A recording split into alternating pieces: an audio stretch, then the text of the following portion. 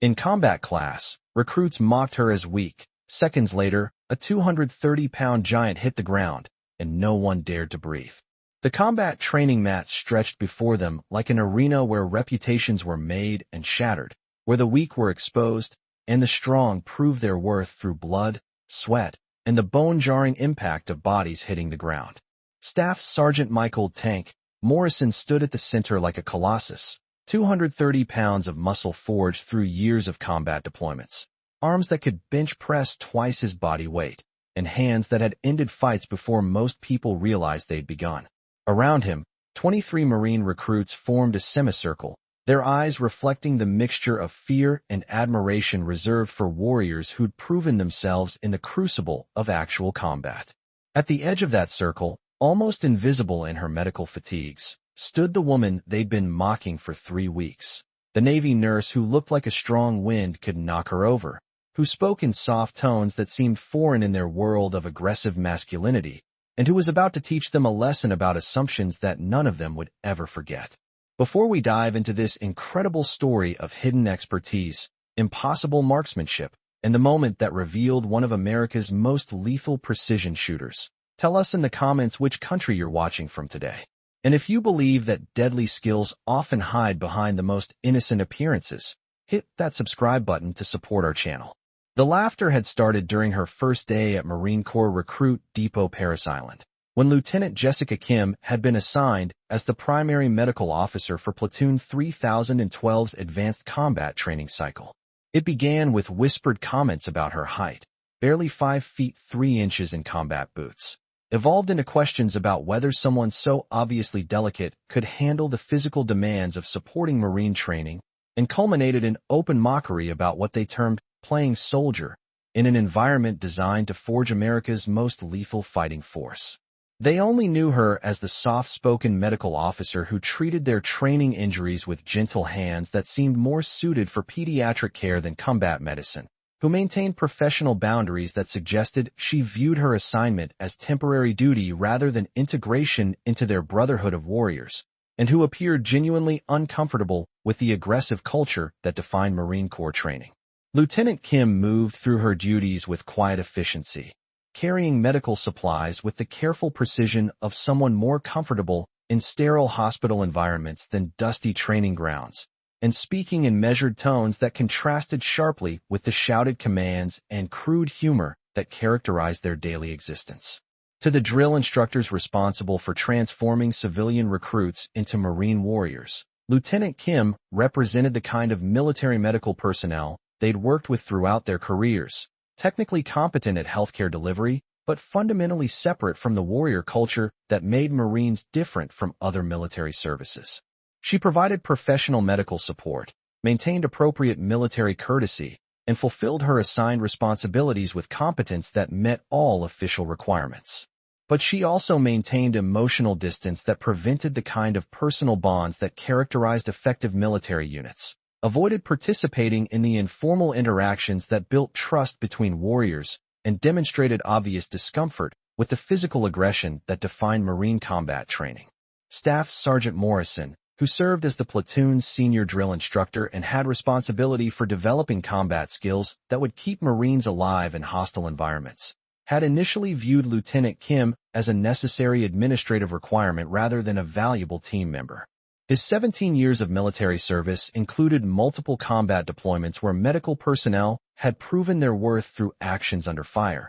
But Lieutenant Kim seemed fundamentally different from the combat medics and medical officers who'd earned his respect through shared danger.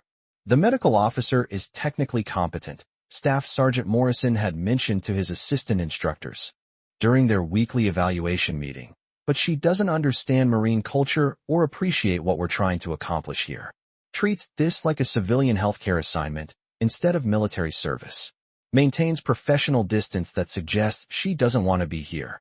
Gunnery Sergeant Patricia Williams, who served as Morrison's senior assistant and had extensive experience working with various medical personnel, offered perspective based on her observations.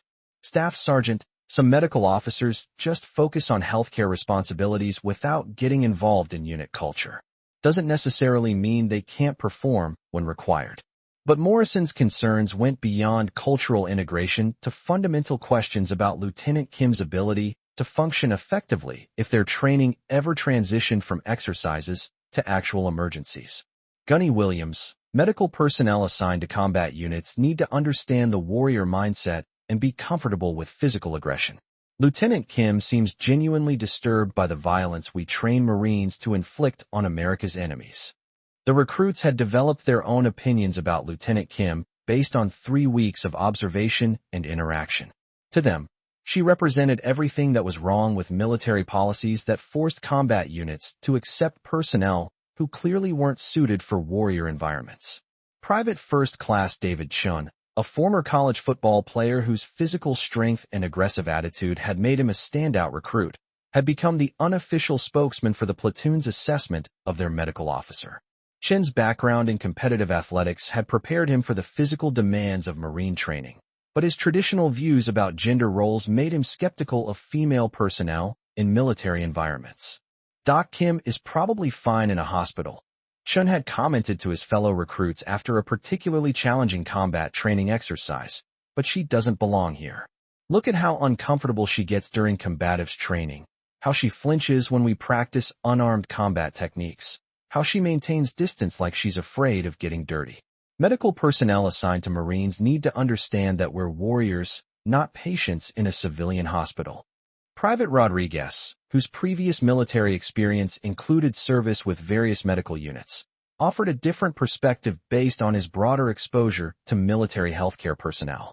Some medical officers just focus on the medical mission, Chun. Doesn't mean they don't understand what we're doing or can't function when things get serious. But Chin's assessment reflected the opinion of most recruits in Platoon 3012. Lieutenant Kim's obvious discomfort with military aggression, her professional distance from unit culture, and her apparent unfamiliarity with combat operations suggested that she was fundamentally unsuited for supporting Marine operations. Rodriguez, this isn't about medical competence. It's about understanding the warrior mindset, Chin replied with the confidence that comes from physical superiority and social validation. Doc Kim treats us like we're sick people instead of warriors in training. She doesn't appreciate what makes Marines different from other military services. The situation that would completely transform everyone's understanding began during week 4 of the training cycle, when Staff Sergeant Morrison made a decision that he later described as one of the most educational experiences of his military career. The training schedule included mandatory combatives instruction designed to teach Marines unarmed combat techniques that could save their lives in close-quarters situations where weapons weren't available or appropriate. The combatives training was both practical skill development and psychological conditioning, teaching Marines that they could dominate opponents through superior technique, mental toughness, and the aggressive mindset that characterized Marine combat effectiveness. Lieutenant Kim was required to observe the combatives training to understand the physical demands placed on Marines and to be prepared for injuries that might result from unarmed combat exercises. Her role was medical oversight rather than participation, but Staff Sergeant Morrison had noticed her obvious discomfort during previous combative sessions. Lieutenant Kim seems genuinely disturbed by combatives training, Morrison had mentioned to Gunny Williams before the training session began. She acts like we're teaching Marines to be criminals instead of warriors. Doesn't understand that unarmed combat skills are essential for survival in close-quarters situations. Gunny Williams had observed Lieutenant Kim's reactions during previous training sessions and shared Morrison's concerns about her apparent inability to appreciate the necessity of training Marines in aggressive combat techniques. Staff Sergeant, some medical personnel just aren't comfortable with violence, even when it's necessary for mission accomplishment. Morrison made a decision that would demonstrate Lieutenant Kim's unsuitability for supporting Marine operations while providing educational value for the recruits. Gunny Williams, I want to use this combative session to show the recruits what happens when people don't understand the importance of aggressive combat training. Lieutenant Kim's obvious discomfort with violence makes her a perfect example of non-warrior mentality. The combatives training session began with standard warm-up exercises and review of basic techniques that Marines had been practicing for 3 weeks. The recruits demonstrated proficiency with fundamental grappling, striking, and submission techniques that would form the foundation for more advanced combat skills. Staff Sergeant Morrison used the training session to reinforce philosophical points about the warrior mindset that separated Marines from civilian society. Combat isn't about fairness or following rules. It's about survival and mission accomplishment. The techniques you're learning aren't sports or recreation. They're tools for killing enemies and protecting Marines. Lieutenant Kim observed from her assigned position near the training mats, maintaining the professional demeanor that had characterized her entire assignment while obviously struggling with discomfort about the aggressive nature of the training. Her reactions to the combat techniques being demonstrated seemed to confirm everything Morrison believed about her unsuitability for supporting Marine operations. As you can see, Morrison announced to the assembled recruits while gesturing toward Lieutenant Kim, "Not everyone understands the necessity of training Marines to be aggressive and dominant in combat situations.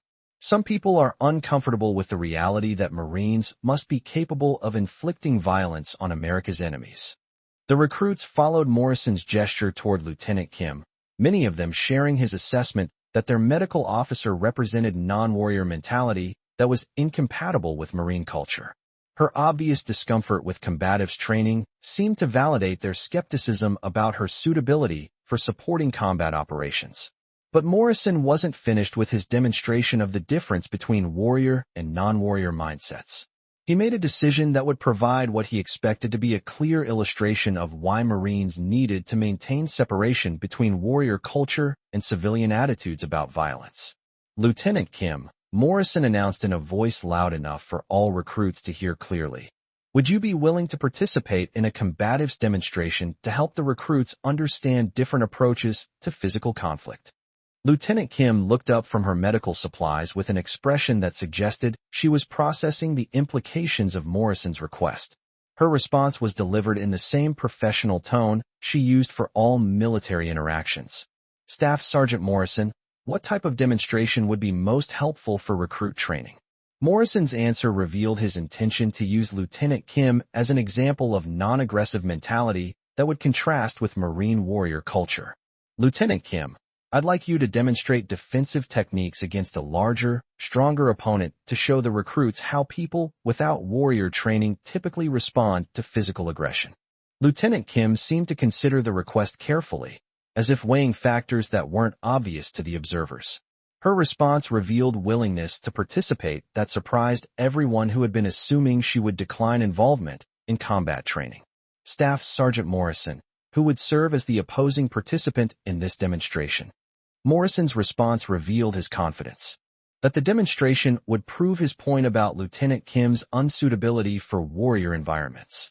"Lieutenant Kim, I'll serve as your opponent to demonstrate the difference between trained warriors and personnel who lack combat experience." The recruits began positioning themselves around the training mats to observe what they expected would be a brief demonstration of Staff Sergeant Morrison's superior combat skills against someone who obviously lacked experience with physical aggression. Their anticipation reflected confidence that their drill instructor would easily dominate someone they viewed as fundamentally unsuited for military combat. Chun positioned himself where he could provide commentary about the demonstration to his fellow recruits. "This should be educational.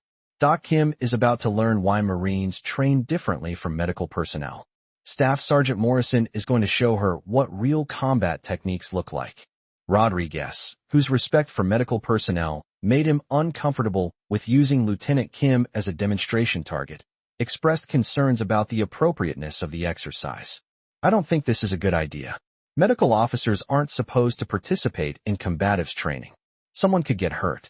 But Chen's response reflected the general attitude of recruits who viewed the demonstration as an opportunity to validate their assessment of Lieutenant Kim's capabilities. "Rodriguez, she volunteered to participate. Besides, it's educational. She'll learn to appreciate what Marines go through in combat training." Lieutenant Kim and Staff Sergeant Morrison positioned themselves at opposite ends of the training mat, creating a visual contrast that seemed to confirm everyone's expectations about the outcome of their encounter. Morrison stood 6 feet 2 inches and weighed 230 pounds, with muscle mass developed through years of military training and combat operations. Lieutenant Kim appeared almost fragile in comparison, 5 feet 3 inches and perhaps 120 pounds, with the kind of slender build that suggested she'd never engaged in serious physical training. Morrison assumed a standard combative stance that demonstrated his familiarity with unarmed combat techniques developed through military training and practical application. His positioning reflected confidence in his physical superiority and tactical knowledge that would allow him to control the engagement while demonstrating his points about warrior mentality. Lieutenant Kim's initial positioning seemed to confirm everyone's expectations about her lack of combat experience. She appeared uncertain about proper stance, uncomfortable with the aggressive nature of the exercise, and obviously unprepared for physical conflict with someone of Morrison's size and experience. The objective of this demonstration, Morrison announced to the assembled recruits, is to show you the difference between trained warriors and people who lack combat experience. Watch how someone without warrior training responds to physical aggression from a larger, stronger opponent. Morrison began the engagement with a standard grappling technique designed to demonstrate his superior strength and tactical knowledge while avoiding injury to Lieutenant Kim. His approach was controlled and professional, intended to establish dominance without causing harm to someone he viewed as fundamentally unprepared for combat. What happened next occurred so quickly that most observers required several seconds to process what they had witnessed. Lieutenant Kim's response to Morrison's initial attack wasn't the defensive reaction that everyone expected from someone lacking combat experience. Instead, she moved with explosive speed and precision that transformed her from apparent victim into something far more dangerous. Her technique was flawless, a combination of leverage, timing, and tactical knowledge that used Morrison's size and momentum against him in ways that rendered his physical advantages irrelevant. Within 2 seconds, Staff Sergeant Morrison, 230 pounds of trained warrior, was airborne, completely controlled by someone less than half his weight. The impact when Morrison hit the training mat resonated through the facility like a thunderclap. The sound was followed by absolute silence as 23 recruits and 2 drill instructors tried to process what they had just witnessed. Lieutenant Kim remained positioned over Morrison's prone form with the kind of controlled readiness that suggested she could immediately continue the engagement if necessary. Her technique had been so precise and efficient that Morrison was completely immobilized without suffering injury that would compromise his ability to continue his duties. The training facility remained silent for what felt like minutes, but was probably only seconds. Morrison, whose extensive combat experience included numerous situations where he'd been surprised by opponents, was the first to speak. "Outstanding technique, Lieutenant Kim," Morrison said from his position on the mat, his voice reflecting genuine respect rather than the condescending tone he'd been using throughout her assignment. That was textbook perfect execution of advanced combatives principles. Lieutenant Kim offered her hand to help Morrison return to his feet, demonstrating the same professional courtesy she'd maintained throughout their interaction. "Staff Sergeant Morrison, are you injured, or can you continue with recruit training?" Morrison accepted her assistance while processing the complete reversal of his understanding about Lieutenant Kim's background and capabilities. "Lieutenant Kim, I'm not injured, but I need to understand where you learned combatives techniques that exceed most military personnel I've worked with." Lieutenant Kim's response provided the first indication that her background might be more complex than her current assignment suggested. "Staff Sergeant Morrison, previous assignments required medical personnel to operate in environments where self-defense capabilities were essential for mission accomplishment." Chun, whose entire worldview about Lieutenant Kim had been shattered by witnessing her dominate their most respected drill instructor, approached with obvious confusion and growing respect. "Ma'am, what kind of medical assignments required combat training at that level?" Lieutenant Kim's answer revealed military experience that none of them had suspected. "Private Chun, medical personnel assigned to special operations units sometimes need to be capable of protecting themselves and their patients when conventional security isn't available." Rodriguez, whose previous skepticism about the demonstration had been replaced by amazement at Lieutenant Kim's capabilities, asked the question everyone was thinking. "Lieutenant Kim, what specific training did you receive that allowed you to defeat Staff Sergeant Morrison so easily?" Lieutenant Kim's response demonstrated knowledge about specialized military training that exceeded most personnel's experience. "Private Rodriguez, Medical officers assigned to forward-deployed special operations receive extensive combat training because they sometimes operate independently in hostile environments where medical and tactical responsibilities intersect. Gunny Williams, who had witnessed the entire demonstration, approached Lieutenant Kim with obvious respect and curiosity about her background. "Lieutenant Kim, I've worked with special operations medical personnel, but I've never seen combative skills that could dominate someone of Staff Sergeant Morrison's size and experience so completely." Lieutenant Kim's answer provided insight into military assignments that few personnel ever encounter. Gunnery Sergeant Williams, some medical positions require capabilities that exceed standard military medical training. When medical officers are assigned to units operating in denied territory, they need to be able to function as both healthcare providers and tactical team members. Staff Sergeant Morrison, whose assessment of Lieutenant Kim had been completely transformed by her demonstration of exceptional capability, found himself reevaluating every assumption he'd made about her suitability for supporting Marine operations. "Lieutenant Kim," Morrison said with genuine respect and professional curiosity, "I need to understand your background so I can properly integrate your capabilities into our training program. What previous assignments developed the combative skills you just demonstrated?" Lieutenant Kim's response revealed military experience that exceeded Morrison's own specialized background. "Staff Sergeant Morrison, I served as a medical officer with Army Special Forces units conducting operations where medical personnel were required to function as full team members rather than protected support assets." The conversation was interrupted when other training staff, who had heard about the demonstration, through informal military communication channels, arrived to observe what they understood was an unusual training event involving medical personnel demonstrating combat capabilities. Master Sergeant Davis, the facility's senior enlisted advisor responsible for evaluating all training programs, approached the group with obvious interest in understanding what had occurred. "Staff Sergeant Morrison, I'm receiving reports about medical personnel demonstrating advanced combatives techniques. Can you explain what happened here?" Morrison's response reflected his completely changed understanding of Lieutenant Kim's background and capabilities. "Master Sergeant Davis, Lieutenant Kim just demonstrated combative skills that exceed those of most military personnel I've worked with, including special operations veterans. Her technique was flawless and her tactical knowledge was obviously extensive." Master Sergeant Davis approached Lieutenant Kim with professional interest in understanding her background and how her capabilities might enhance their training programs. "Lieutenant Kim, Staff Sergeant Morrison is describing combatives demonstrations that suggest specialized military training. Can you provide context about your previous assignments?" Lieutenant Kim's answer revealed the extent of her specialized military experience. "Master Sergeant Davis, I served as a special operations medical officer with units that required medical personnel to be capable of independent operation in hostile environments.